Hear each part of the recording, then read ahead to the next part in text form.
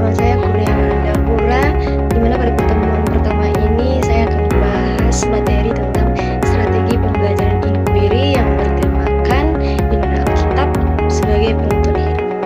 Nah, baiklah, pada strategi pembelajaran inquiry pada kali ini memiliki dua subjek PMK, di mana yang pertama itu peserta didik dapat memahami apa itu Alkitab, dan yang kedua peserta didik dapat mengetahui apa saja hal-hal yang diajarkan di dalam Alkitab. Pada proses pembelajaran kali ini saya menggunakan metode discovery learning, di mana discovery learning ini adalah suatu bentuk model pembelajaran yang mengarahkan peserta didik itu untuk lebih aktif dalam menemukan pengetahuan sendiri berdasarkan pengalaman yang mereka dapatkan. Sebelum pembelajaran ini saya mulai, tentunya ada langkah-langkah yang akan saya lakukan. Yang pertama ada pendahuluan, yang kedua penjelasan materi, diskusi kelompok, presentasi kelompok, penjelasan tugas, penilaian, dan yang terakhir ada kesimpulan. Dan seperti biasa, sebelum saya memulai kelas, saya akan membukanya dengan salam dan menunjuk salah satu peserta didik untuk memimpin doa. Dan yang pertama yang akan saya lakukan, saya akan membacakan pendahuluan. Saya mengambil waktu 10 menit, di mana pendahuluan ini berisikan tentang Alkitab adalah suatu kitab suci orang Kristen. Dengan sendirinya, salah satu indikator penting menjadi orang Kristen itu adalah membaca dan mendalami Alkitab yang berisi ajaran iman Kristen dan melaksanakan ajaran itu di dalam kehidupan. Namun, mungkin secara garis besar belum semua orang Kristen memahami apa itu Alkitab. Mungkin pada pembelajaran di sekolah minggu atau katekisasi, siswa sudah pernah belajar tentang Alkitab. Pada pembahasan kali ini, saya dan peserta didik akan lebih fokus pada fungsi Alkitab dan mengapa orang Kristen menjadikan Alkitab sebagai penuntun hidupnya. Pembahasan ini akan memberikan perencanaan atau akan memberikan pencerahan pada kalian, sekaligus memotivasi dan menyadarkan untuk membaca dan mendalami isi Alkitab serta melaksanakan ajaran-ajaran iman yang difirmankan Tuhan dalam Alkitab. Selanjutnya saya akan melakukan kegiatan penjelasan materi. Itu saya akan mengambil waktu sekitar 20 menit, di mana di sini saya akan menjelaskan dua materi. Yang pertama pengertian Alkitab dengan hal-hal yang diajarkan di dalam Alkitab.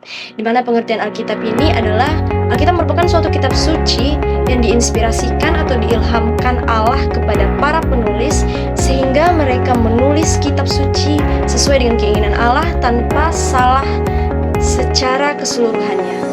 Bukan hanya dalam bentuk pikiran, tapi juga kata-katanya adalah pilihan Allah secara sempurna. Jadi Alkitab itu adalah salah satu bentuk pernyataan diri Allah bagi manusia. Hal yang diajarkan di dalam Alkitab, dalam kehidupan sehari-hari, itu sangat yang menuntut kehidupan kita untuk menjadi lebih baik, seperti memuliakan Tuhan. Kita di sini belajar untuk berdoa, bersyukur, berhati-hati, dan mengajarkan kita agar tidak menjadi sama dengan dunia. Dan selanjutnya saya akan melakukan proses pembelajaran itu berupa diskusi kelompok. Itu saya mengambil waktunya sekitar 15 menit, di mana saya akan membagi peserta didik saya menjadi beberapa bagian kelompok dan materi yang akan mereka bahas sesuai dengan materi yang telah saya tentukan, yaitu apa saja fungsi Alkitab bagi orang Kristen.